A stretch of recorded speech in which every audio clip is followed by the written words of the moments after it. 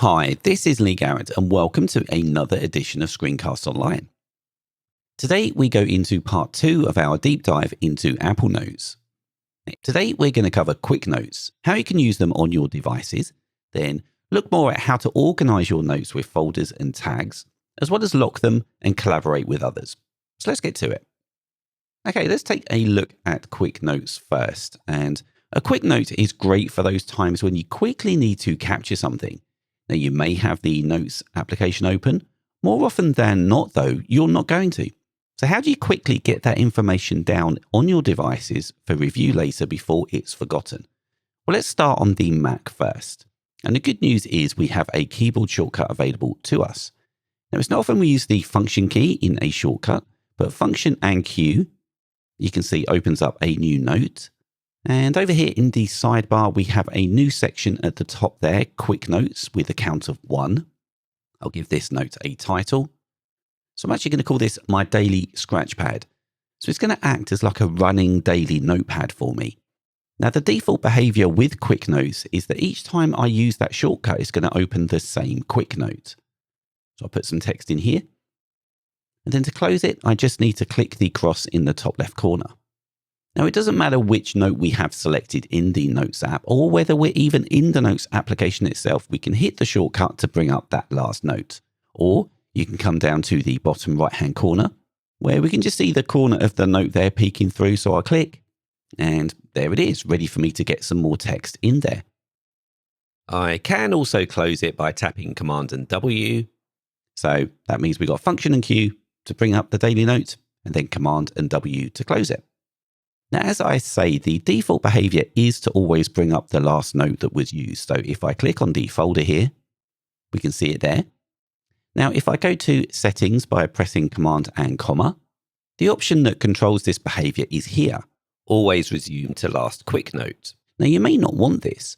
You may want to have lots of notes that act as almost like sticky notes. So they're there to capture information and then you just carry on. Well, uncheck this and close. And now I'll invoke that shortcut again, and we have a new note. So I'll call it that and close it.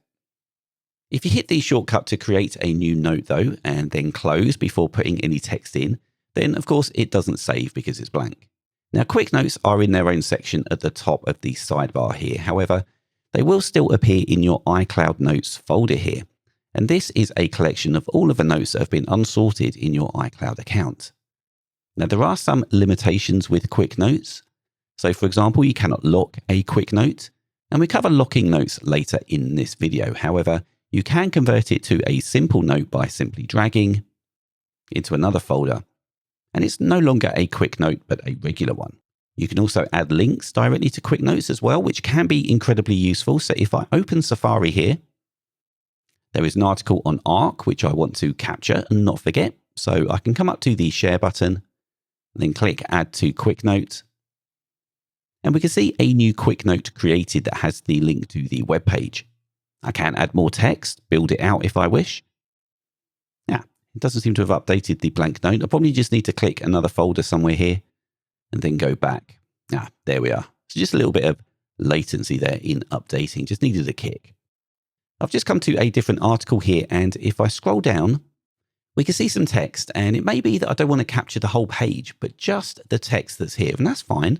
I can highlight it all, and this time right-click on the selection, select Add to Quick Note again.